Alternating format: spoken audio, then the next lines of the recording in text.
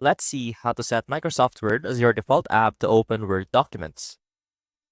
So first off, we want to go into our settings. If you're using Windows, just quickly type in settings and go over to the apps section right here.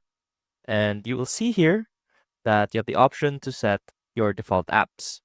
Click on this one. Now here, type in Word, and that should show Microsoft Word right here. And down here, click on this particular one, .docx, .docs, and that will set .docs, that file extension, as your default format when opening files in Microsoft Word. So go ahead and click on Set Default, and that should do the trick.